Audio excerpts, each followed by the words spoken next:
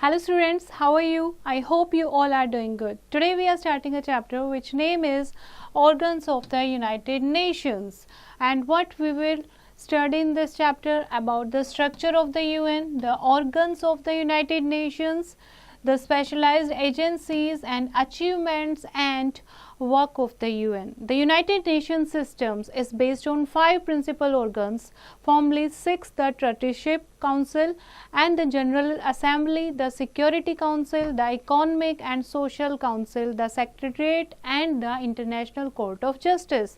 तो 5 principal organ पर United Nations जो है वो काम करती है. Now what is the structure of the UN?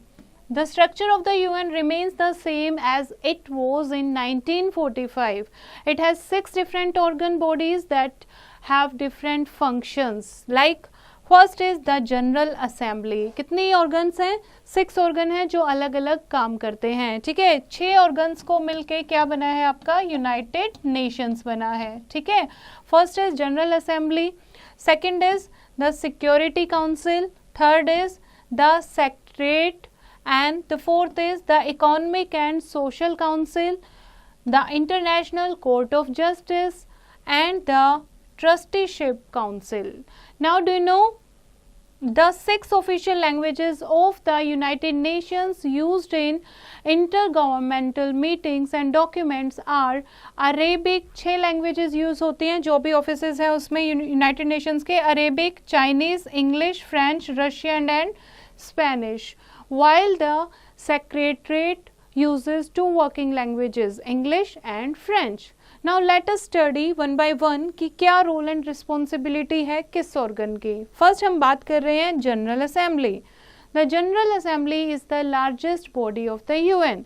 The member countries from the General Assemblies and It meets once in a year and discuss various issues. साल में एक बार मिलती है जनरल असेंबली के जो मेंबर हैं और बहुत सारे इश्यूज जो हैं डिस्कस करते हैं. The members give suggestions for solving the problems. It is like an international parliament. जैसे पार्लियामेंट होता है हमारी कंट्री का, लोकसभा राज्यसभा के जो मेंबर हैं वो डिस्कस करते हैं, तो इस तरीके से जनरल असेंबली एक इंटरनेशनल पार्लियामेंट है जिसमें सब लोगों के, सब कंट्री के रिप्रेजेंटेटिव जो हैं वो आपस में डिस्कस करते हैं, सजेशन देते हैं. Over a 2-week period at the start of each season, all members have opportunity to address the assembly.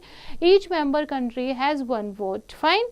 Now the routine matters are divided by the members with the simple majority vote. The important decisions require a 2/3 majority. जो भी important decision होते हैं उसमें 2/3 majority होना जरूरी होता है. Normally the General Assembly meets once in a year and in the 3rd week of September to discuss important international problems and issue. हर एक साल जनरल असेंबली के जो लोग हैं वो आपस में मिलते हैं 3rd week of September में. ठीक है, The Assembly seeks to resolve mutual conflict of nation by peaceful means. जो भी किसी कंट्रीज के बीच में कोई भी कॉन्फ्लिक्ट है उसको पीसफुली वो लोग सोल्व करते हैं. It deals with problems like poverty, increasing population, social inequality and illiteracy and suggest ways to solve them. Second is Security Council. Security council जो है ये एक इम्पॉर्टेंट ऑर्गन है यूनाइटेड नेशंस का. It has the basic responsibility for the maintenance of peace and security. Peace और security बनाए रखना ये मेनली किसका काम है? सिक्योरिटी काउंसिल का काम है. इस तरीके से सेशन होता है सिक्योरिटी काउंसिल का. ठीक है, the security council has a total of 15 members. 5 of them are permanent and other 10 are elected every 2 years. जो परमानेंट मेंबर्स हैं वो कौन हैं? United state of America, the United kingdom, Russia, France and China. ये 5 member जो हैं ये क्या है? परमानेंट है. उसके अलावा बाकी जो मेंबर हैं हर 2 साल के बाद इलेक्ट किए जाते हैं. It tries to help the countries to settle their disputes in a peaceful manner and prevent war. When a country attacks another country, the UN sends a peacekeeping force to put down the attack. अगर कोई एक country दूसरी country पर attack कर देती है तो United nation के अगर वो मेंबर है तो वो प्रोटेक्शन के लिए पीस कीपिंग फोर्सेस भेजते हैं. ठीक है, अटैक को ख़त्म करने के लिए। The security council also listens to the complaints of member nations and tries to secure a cease fire. जो सिक्योरिटी काउंसिल है ये सबकी कंप्लेंट सुनती है, ठीक है, और सीज फायर करती है, to secure a cease fire, की कोई गोलाबारी ना हो। Now do you know all permanent members in the UN have the power of veto. It means a single negative vote by a permanent member automatically cancels the motion from being passed. Fine. Now, though each member of the Security Council has only one vote and yet to pass any motion, all permanent member must say yes. यानी सबके पास सबने voting कर दी, ठीक है, अब सबके पास एक एक वोट होता है, लेकिन जो परमानेंट मेंबर है 5 मेंबर्स हैं उनकी यस यानी उनका वोट होना बहुत ज़रूरी होता है। ये क्या होता है, वीटो। अगर उनकी ना होगी तो वो डिसीजन जो है वो नहीं पास हो पाएगा। The 10 non permanent members of the security council do not have the veto power. बाकी जो 10 मेंबर है उनके पास ये वीटो पावर नहीं होती, सिर्फ जो 5 मेंबर है उनके पास ये वीटो पावर होती है। नेक्स्ट इज थर्ड ऑर्गेनाइजेशन है, थर्ड ऑर्गन है इकोनॉमिक एंड सोशल काउंसिल, जिसको कहा गया है ECOSOC, works for the welfare of children and women. कितने मेंबर्स हैं, 54 मेंबर्स हैं, all of whom are elected by the general assembly. 54 member हैं, चाइल्ड वेलफेयर और विमेन के लिए काम करते हैं। फॉर अ 3-year टर्म, कितने साल के लिए मेंबर इलेक्ट किए जाते हैं, 3 साल के लिए। It tries to solve the economic, social and health problems. It works through commissions and committees. It helps those people, groups and societies which are facing difficult problems. ECOSOC coordinates with specific agency that provide social, economic and related services. बहुत सारी agencies, बहुत सारे offices इनके खुले हुए हैं, उनके साथ कोऑर्डिनेट करती हैं ताकि सबको इकोनॉमिक, सोशल और हेल्थ सपोर्ट मिल सके। Next is Trusteeship Council. The Trusteeship Council is the least important UN organ. Its role is to look after colonies by making sure that they are treated properly and fairly and may become independent self-governing nations. इनका क्या काम है, trusteeship एक minor organ है, ठीक है, UN का, और क्या काम है कि अगर कोई किसी कंट्री की कॉलोनीज है तो वो क्या उनको फेयरली ट्रीट कर रहे हैं या नहीं, उनको डिस्क्रिमिनेट तो नहीं कर रहे हैं, ठीक है, तो इस तरीके से वो चेकआउट करती है। However since colonies no longer exist and there are no colonies, लेकिन अब कोई भी कंट्री किसी की गुलाम नहीं है, सब क्या है, इंडिपेंडेंट हैं, सेल्फ गवर्निंग कंट्रीज हैं, इसीलिए इस ऑर्गन को खत्म कर दिया गया। The trusteeship council ceased operations in 1994, nevertheless it has not been dismissed. Next is international court of justice. जैसे कि सुप्रीम कोर्ट होता है उसी तरीके से इंटरनेशनल कोर्ट ऑफ जस्टिस होता है। This is the legal court and an important organ of the United Nation. It deal with the dispute between the member countries and settles them peacefully according to the international law. It has 15 judges elected from different countries. The Peace Palace in the host Netherlands is the headquarter of International Court of Justice. ठीक है, this is the headquarter of International Court of Justice. Next है Secretariat. The Secretariat is the executive branch of the UN. Its head is known as the Secretary General. Secretary General is appointed by the General Assembly on the recommendation of the Security Council. Secretary acts as a United Nations spokesperson. He is appointed for a term of 5 years. The Secretary General is the most powerful official. जैसे speaker होता है parliament में, इस तरीके से secretary general होता है UN में, ठीक है, who take care of the daily operation of the UN and has a major role to play in setting organizations agenda in international security affair. जिसका बहुत बड़ा रोल होता है, जो एजेंडा सेट करते हैं ऑर्गेनाइजेशन को किस तरीके से काम करना है, डे टू डे एक्टिविटी क्या होनी है। Next is some specialized agencies. इनके अलावा यूएन की काफ़ी स्पेशलाइज्ड एजेंसी भी हैं जिनके साथ मिलके यूएन काम करता है। First is United Nations international children emergency fund. अभी तो हमने पढ़े यूएन के ऑर्गन, उसके अलावा कुछ छोटी छोटी एजेंसीज जो हैं वो भी सेटअप हैं ताकि जो लोगों की वेलफेयर के लिए काम कर सके. First is UNICEF. यूनिसेफ का काम है to help to children for their all round growth and development. It was set up in 1946. It provide funds for help of poor children. In a country we have started many programmes with the help of UNICEF, जैसे anganwadi is one of them. हमारी country में भी UNICEF की help से हमने बहुत सारे programme शुरू किए हैं, जैसे कि आंगनवाड़ी जो है वो कैसे ओपन हुई? Because of the help of UNICEF. It helps a mother and child in the field of health, food and education. Have you seen the UNICEF greeting cards? The card are sold to collect money for such program. जिससे हम trust मांगते हैं, ठीक है.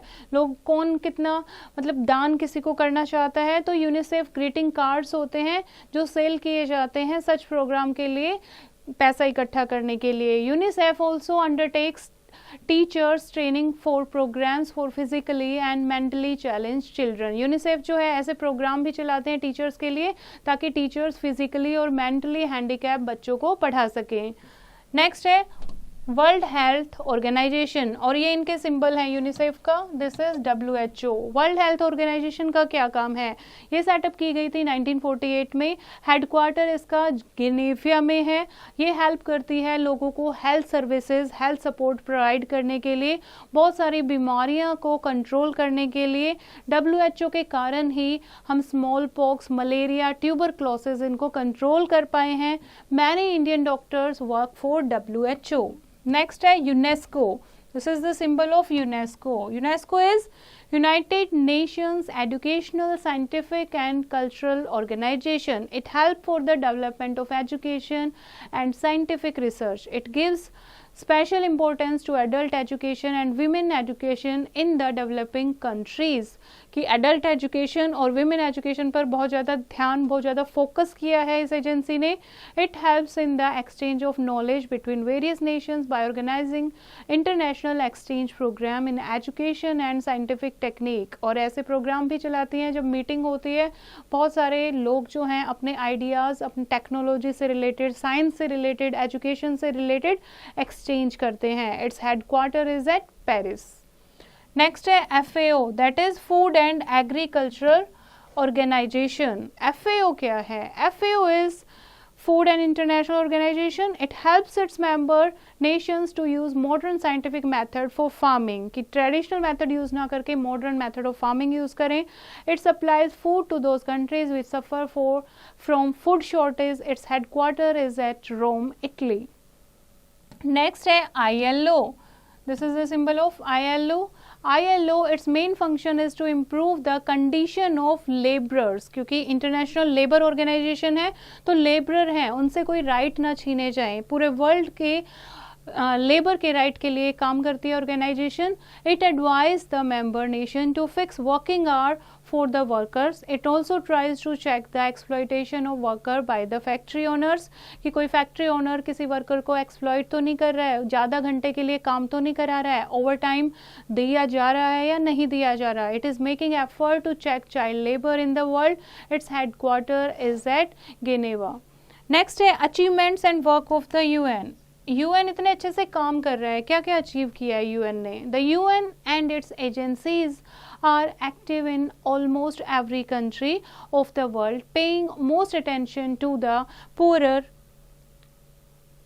poorer, less developed nations and to areas of the world affected by war, civil strife, drought or famine. The UN can offer its own technical assistance and advice, but relies on the support of member nations to provide the necessary funds, personnel and in case of war, army, troop. जो भी fund के ऊपर depend करते हैं, necessary fund United organisation से मिल रहा है या नहीं. अगर प्रॉपर फंडिंग मिलती है तो ऐसी कंट्रीज जो डेवलप्ड नेशंस हैं, ठीक है, लेस डेवलप्ड हैं, या फिर ऐसी कंट्रीज जहाँ पर कोई नेचुरल कैलेमिटी आई हो, जहाँ पर फूड की कमी हो, तो ऐसे लोगों की हेल्प करते हैं. उसके बाद ह्यूमैनिटेरियन एड, यानी लोगों की हेल्प करना. That providing human aid to people in the distress. The UN high commissioner for refugees based in Geneva, Switzerland provides food and shelter for refugees fleeing war, famine or drought, while other UN agencies work to improve water supply or local health and education provision. Peacekeeping काफ़ी successful हुई है UN, ठीक है, peace keeping के लिए.